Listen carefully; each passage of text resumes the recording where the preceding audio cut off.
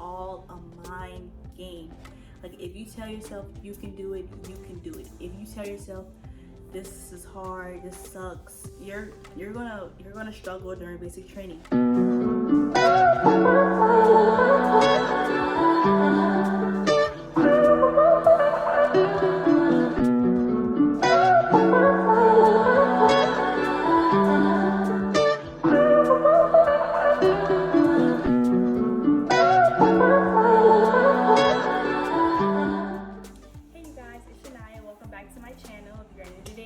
Hit that subscribe button. Make sure you go watch my previous videos. Make sure you like, comment, and subscribe. So today I'll be doing a Q&A. This is my first Q&A that I'll be doing. So I've been getting a lot of questions about like myself and the military. So I'm gonna break it up. So like the first half, I'm gonna talk about myself, and then the second half, I'll answer all of the military questions because it's a lot. But without further ado, let's get into this video. So, first question is, what's your name? So my name is Shania Carmichael.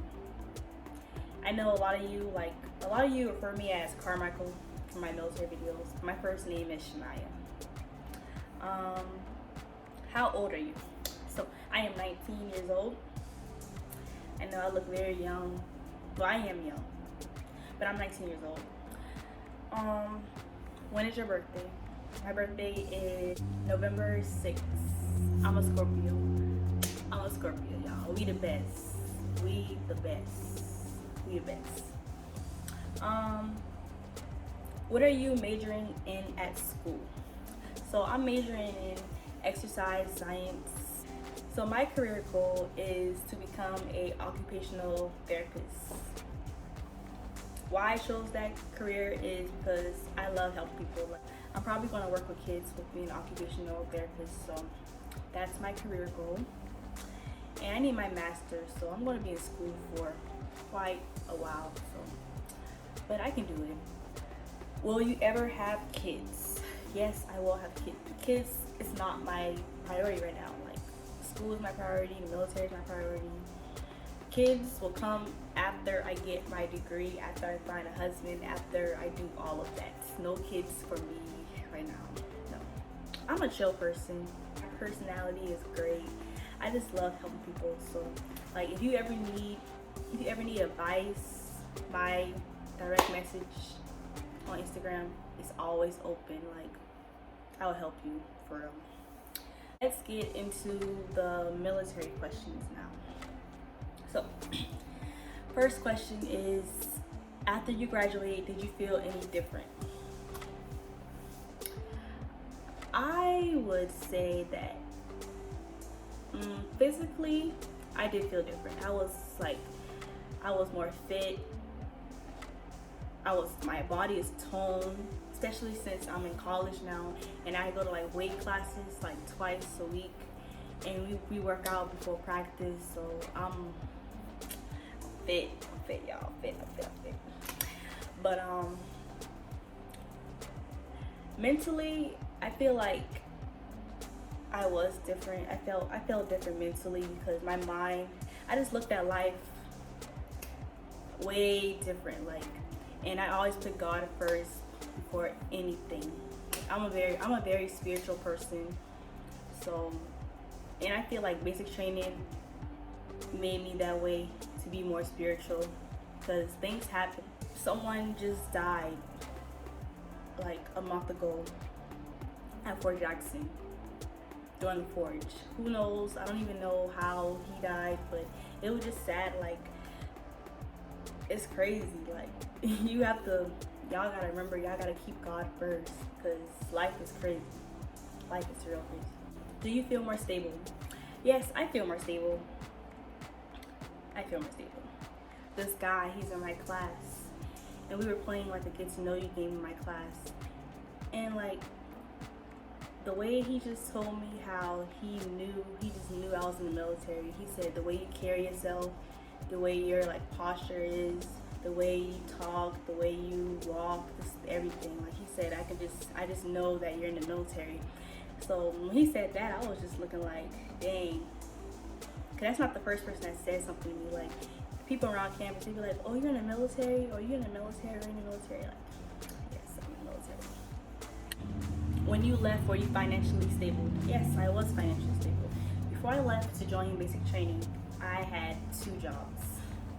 Mind you, I was still trying to maintain my grades. Being a senior in high school, I had 2 jobs. I was the captain of the dance team, y'all. But I managed to maintain everything. I graduated with a 3.8 GPA, so I'm smart now. I'm smart. But yes, I was financially stable before leaving for basic training.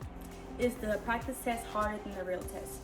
The practice test that they give you at the recruiter office, it's the same exact format. Like they give you the same, like the problems, how the problems are on the practice test is going to be just like that on the real test. It's going to be different questions. So if you're taking the practice test, I think it's called the PICAT, something like that. But if you're taking the practice test, make sure you take it seriously. It's the same format as the real test. Do you get to hang out with other companies in AIT if your MOS is different? So I went to Fort Lee in Virginia, and I was in quartermasters. We had 92 Yankees, 92 Alphas, and I believe that's it. I think it was only 92 Yankees and 92 Alphas quartermasters. So we personally we can't really hang out with other companies unless like you're on like weekend pass, like black pass or gold pass. But like as far as like the regular day, like going to school and going to class, you stay within your own company. It made you join the Army. So I remember saying like my freshman year, I will never join the military. I will never do this. I will never do that. I'm not strong enough for this. I'm not strong enough for that. But honestly, what made me join the military is story time. So my brother's in the military also. He's stationed at Fort Bliss in Texas. He's been in for almost 3 years now. But so what made me join the military, he inspired me to join the military. And like when I went to his basic training graduation, I saw these females. They were smaller than me, and I was like, if they can do it, I can do it. And then what also made me join the military is, I wanted more discipline for myself. Like I was disciplined, but I just needed a little bit more structure. On top of that, I knew the military like helped with college and stuff, so that's not the reason why I joined. Honestly, if you join the military, make sure you have like a good reason why you join in. Like just don't join just because you're bored, because the military comes with a lot. Like you can get deployed anytime. You're gonna miss your family. Like it comes with a lot. So make sure you have a good reason on why you want to join the military. Like make sure it's not just I'm gonna get up and join the military today. Like, yeah. How is it dealing with someone you missed in basic training? This was very hard for me because I'm a family person, and to be without your family for 10 weeks before you see them on graduation and family day, it was real tough. Like, but you just have to remember that no matter what, it's temporary. Like the training is temporary. It's going to be over soon. You're doing it for your family, maybe, and that you just have to make your family proud. Like you gotta make your family proud, and at the end of the day, you can say that you did it. So we try to keep a positive attitude every single day, and like I would have my family pictures in my locker, so every day I woke up, I look at it and I'd be like, I'm doing this for y'all, I'm doing this for y'all. And it was so hard, but it was real hard. It was real hard. And being away from my mom, me and my mom, we text every single day. We call each other every single day. Even till this day, I'm in college. We call each other every day. We text each other every single day. But it's doable. You're going to miss them, but at the end of the day, just know that you got to make them proud. So you got to do what you got to do. Do you get any phone calls while being in boot camp? So, in fact, the first day that you arrive at basic training, before they like take all your guys' phone, they're gonna let you call your family 30 seconds. 30 seconds. 30 seconds. When I tell you, I called my mom, and basically you call them and tell them that you made it to basic training and that you talk to them who the hell knows when, but 30 seconds, y'all. They gave us 30 seconds to tell our family goodbye, and y'all, it was hell. You get that one phone call, and then you usually get a phone call after you complete every phase. Well, at least for my company. Like, we got a phone call after we completed red phase, we got a phone call after we completed white phase, and we got a phone call after we completed blue phase, and after we completed the forge. And then like during the time I went, they had the hurricane, so we got to call them and make sure like everybody was safe and everything. So, but my company, they gave us our phones a lot, especially like after we finished the forge. We got our phones like almost every other day for hours. So that was a blessing. I was in 113th Bravo company. Period. How much money the military really makes? So I just hate how when people think just because you're in the military you got money. Like, no, don't be cash apping me. Don't be. First of all, I'm a college student now, so don't be cash apping me, sending me cash app requests for money like I got it all. No. But honestly, it depends on your rank. Like if you're a private, you're not gonna make that much money if you're a private. But now if you're like a staff sergeant, sergeant first class, first sergeant, then yeah, you gonna be making that. You gonna be making some money. It ain't gonna be a bunch of money, but now the warrant officers and the chief officers, they be making bank. Like I'm really thinking about going the officer route. Like after I graduate college, I really am.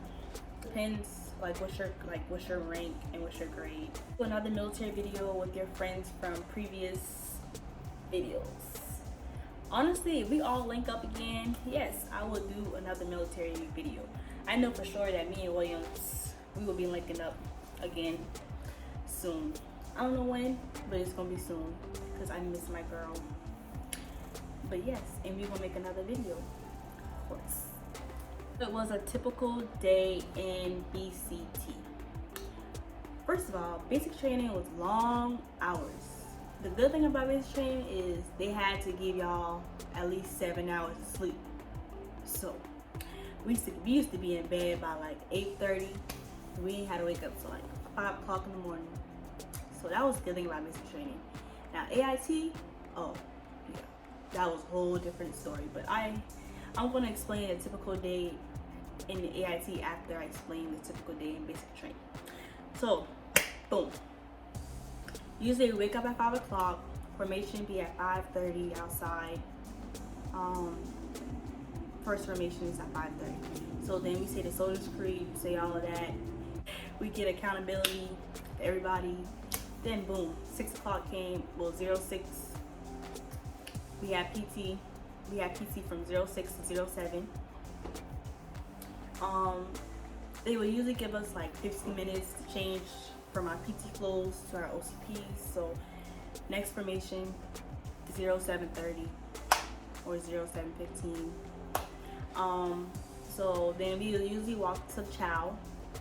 We usually walk to chow, and then chow used to be from like 08 to like 08:30.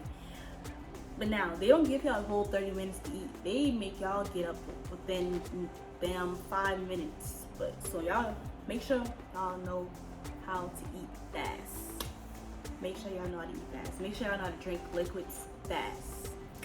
But so yeah, after we ate breakfast, that's when usually our training came, like our training days came in. And some days were better than others. Like when we had to go to the range, we had to either walk to the range or we either got bused to the range. But those days were like different from typical training days. Like when we went to the gas chamber after we ate breakfast, we went there, did the gas chamber, boom. We used to eat hot eggs in the field area. That was our lunchtime. That was lunch. And then we would usually get done with training around like 4 o'clock in the afternoon, 1600.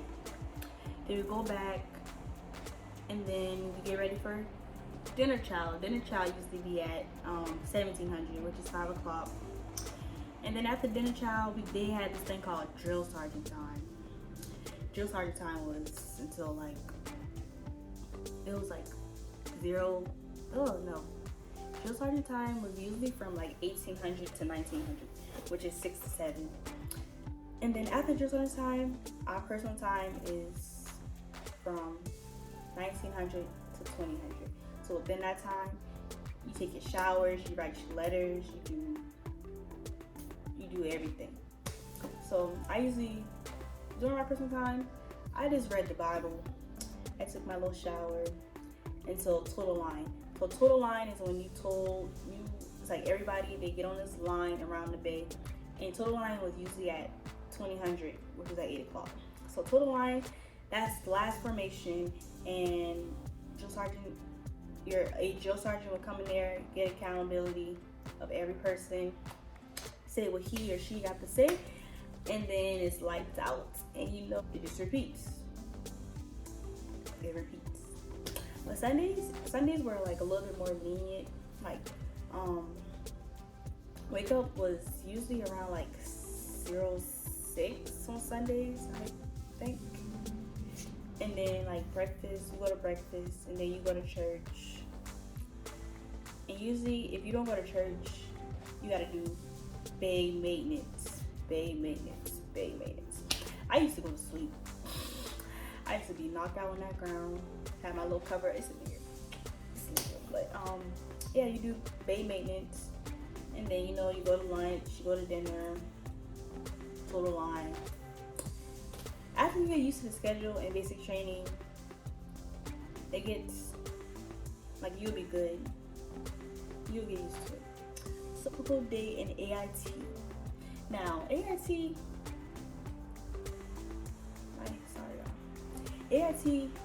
hit differently, bro. We woke up earlier than when we freaking woke up in basic training, went to bed late. I was like but it's typical day in AIT. So we used to wake up at around like 4:30, and then they gave us like 30 minutes to make sure our barracks was clean, make sure our beds was made standard, made sure our shoe display was correct, made sure that our freaking bathroom wasn't stinking, make sure our toilet was clean, everything. So yeah, usually total line, we had a total line outside our rooms at like 05. After that, first formation at 05:20. Then we will have like accountability again. First sergeant get accountability of everybody. We say the Soldier's Creed once again, and then after that we had PT from 05:30 to 06:30, and then we had like they gave us 40 minutes to like wash up and change our OCPs. So boom, 07:30, next formation outside. That's when we about to go to breakfast chow. We about to go to breakfast. Went to breakfast. After breakfast, 08:15ish. We used to walk to the schoolhouse. Then we used to have class from 9 to 5. But the drill sergeants used to come get us around like 11:45 to take us to lunch, and then they used to take us back to school. And then they got us. Then they picked us up at 1700, which is 5 o'clock. And then we went to dinner chow. And then we went back into the barracks. We had person time for about like 2.5 hours until total line. And during AIT, total line meant we basically had to show them our CAT card and ID tags every night. And they have to make sure that we have it every night. And then we used to go to bed. Lights out used to be okay. So when I first got to AIT, lights out was at 11 o'clock. I was like, bro, this is too late for me. Like, your girl was already on a set schedule. Mind you, I like to go to bed early. Like, I like to go to bed early now. You feel as if you're missing out on your military career being that you're reserves instead of active. Honestly, I don't. Well, I know I'm missing out on my military career, but I picked reserves for a reason. I picked reserves because college is my main priority. Like, yes, the military is my priority too, but college is my priority. And people be like, but you can go to college when you're active duty too. Yes, you can go to college, but it's gonna be online school. And me, I'm not an online person. I have to be physically in a class where the teacher can help me. I am a one-on-one learner. So online college classes wasn't gonna be for me. And plus, on top of that, I wanted to experience my college experience. So do I feel like I'm missing out? Yes, but I picked reserves for a reason. So how long does basic in AIT take in all? So my basic in AIT, it took a total of 20 weeks and a few days, because my basic training was 10 weeks, and then my AIT was like 9 weeks and a couple days. So it all totaled out to like 20 weeks. I was going for 5 months, y'all. Going 5 months. Why did you choose the Army over any branch? So Army wasn't my first choice. My first choice was originally Air Force, because who doesn't want to be well, I'm gonna take that back, but I was talking to like Air Force recruiters, and it just didn't seem like me. Like, first of all, I didn't like how they just was just gonna give me any type of job. So yeah, when you're in the Army, you get to pick your MOS. When you're in the Air Force, you can't pick your MOS. Like, they gonna pick a job for you, and they gonna expect you just to boom. So that was a no for me. I was like, first of all, I want to pick my MOS. So, and the recruiters, they were not convincing at all. And I was just like, I don't even want to join the Air Force no more. So my second choice was the Army. And yeah, like Army, first of all, we're the largest branch in the military. So, but yes, Army, it's a lot of pros and cons with the Army, but the good outweighs the bad sometimes. After basic, do they station you, and from there, can you pick your college you want to attend? That question is confusing, but so basically, after you leave basic training, you go to your AIT, and after you go to AIT, you report to your unit, your duty station, basically. And once you get to your duty station, start signing up for college, like online classes. I'm not sure how active duty work, but the reserves, I already knew what college I was going to before I even left to go in the military. Like, my college already knew that I was going to miss my first semester of college because of training. So If you could choose what you wanted to do again, would you enlist as Army Reserves? No. No. I would enlist in the National Guard. Why? Because first of all, let me explain something to y'all. So my original plan was National Guard, and then I ended up switching it to Army Reserves. Why the hell I did that, I don't know. But you know, I don't even, whatever. If I had to pick what I wanted to do again, I would do National Guard because they give more money towards college if you're part-time. Reserves, they pay up to $4,000 a year, and that's something that everybody really don't tell y'all, but I'm gonna tell y'all because I'm gonna keep it real with y'all. So yeah, they pay up to $4,000 a year. National Guard, they pay up to $8,000 a year towards school because they're state and federal funded, versus only reserves, they're only federal funded. Would do National Guard. So I would recommend, if you want to, you know, do part-time like how I am, go Guard, because you're gonna get more money towards college. But I don't regret anything, so I don't regret anything. But I will put that out there. If you're trying to do reserves, go Guard. Go National Guard. Are you happy with joining the military? Was it a good foundation? Yes, I am happy with joining the military. It built me into the person I am today, and I'm a great person. So I am happy with joining the military. If you need a degree in order to do the most you want, how does it work joining? Do you have to join in with a degree? No. So if you want to become a nurse in the military, you just have to make sure your ASVAB score is high enough. Like, you don't have to come in here with a nursing degree. I don't think so, because some of my battles, they went to AIT to be like dental assistants, and they don't have a degree in that. AIT, they're going to teach you how to become the MOS that you pick. Like if you pick, you want to be a nurse, they're going to teach you how to become a nurse. So that's one good thing that I like about the Army. Like, you don't have to, you know, some people, they have to wait like 4 years so they get their degree to become a nurse. Just like versus a couple weeks.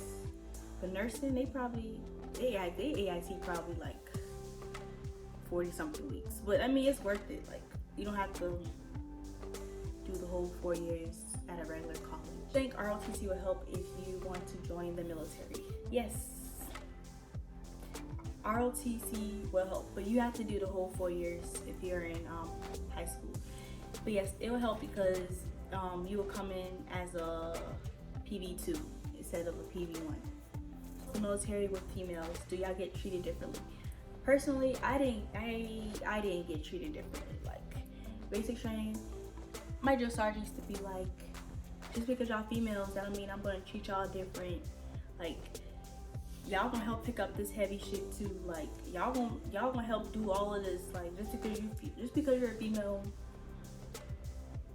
that don't mean anything. Like, you're still gonna get treated the same as males. So, but I did hear some cases where females did get treated differently.